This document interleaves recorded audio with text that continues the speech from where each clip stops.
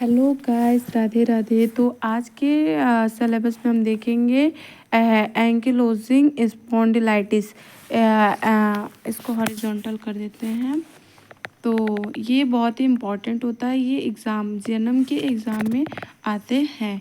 बहुत important question है। तो आज हम पढ़ते हैं। फर्स्ट ऑफ ऑल हम डेफिनेशन देखेंगे। Ankylosing spondylitis is an inflammatory condition of a spine and characterized by inflammation between vertebra. इसमें यह एक इन्फ्लामेटरी कंडीशन होता है हमारे स्पाइन का। इसमें जो हमारा वर्टिब्रा होता है उसमें इन्फ्लामेशन देखने को मिलता है।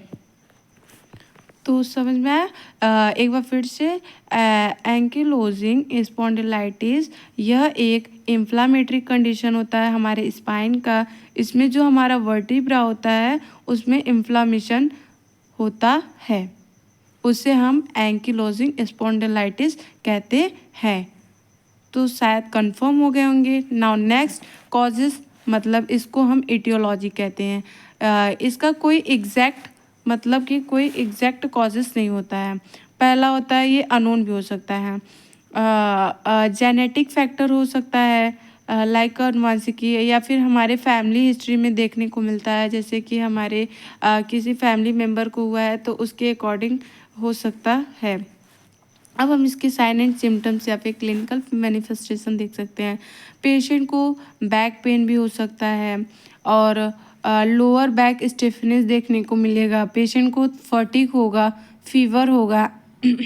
एनोरेक्सिया, एनोरेक्सिया का मतलब होता है डिफ़िकल्टी इन ईटिंग, और मतलब कि खाने में प्रॉब्लम होगा पेशेंट को।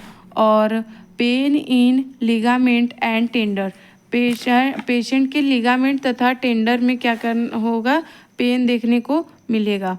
बॉडी फ्यूजन होगा और हम स्वेलिंग भी देख सकते हैं, जॉइंट में स्वेलिंग भी हो सकता है। पेशेंट को फीवर भी हो सकता है। Now third, diagnostic evolution. Diagnostic evolution में हम पेशेंट को हिस्ट्री कलेक्शन कर सकते हैं, फिजिकल एग्जामिनेशन कर सकते हैं, head to toe, blood test हम करते हैं, पेल्विक एंड बैक एक्सरे कर सकते हैं। अब हम मैनेजमेंट देखते हैं। Non steroidal anti inflammatory drug NSAIDs easy, मतलब कि इसमें हम पेशेंट को क्या करेंगे, एंटी मतलब कि non steroidal anti inflammatory drug provide करेंगे, जिससे कि जो भी इन्फेक्शंस होते हैं वो किल हो सके। लाइक इबुप्रोफेन दे सकते हैं, डेस्पिरिन दे सकते हैं, डिस्प्रिन दे सकते हैं, कॉम्बीफ्लैम दे सकते हैं, ब्रूफेन दे सकते हैं, पेशेंट को डायनापाम दे सकते हैं, जीरो डोज दे सकते हैं। ये हमारा नॉन स्टेरॉयडल इन्फ्लामेटरी ड्रग हो गया। अब हम सेकेंड पॉइंट देखते हैं, exercise to reduce joint stiffness and to strength the joint muscles. इसमें क्या करेंगे, हम पेशेंट को एक्सरसाइज कराएंगे, जिससे कि जो भी पेशेंट का जॉइंट स्टिफनेस होता है उसको रेड्यूस मतलब कि कम किया जा सके, और उसके जॉइंट मसल्स होते हैं उसे स्ट्रेंथ किया जा सके।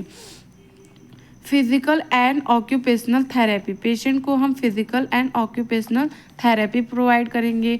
पेशेंट को हम बोलेंगे कि स्मोकिंग को अवॉइड करें, अल्कोहल न लें, अल्कोहल इंटेक न करें, और स्पाइसी फूड ना खाएं, टोबैको ना यूज़ करें, और ये सब अवॉइड करने के लिए हम बोलेंगे पेशेंट को। और पेशेंट को हम बोलेंगे हेल्दी एंड बैलेंस डाइट लें, हेल्दी एंड बैलेंस डाइट लें। और उसके बाद पेशेंट को हम बोल सकते हैं प्रॉपर एक्सरसाइज डेली करें।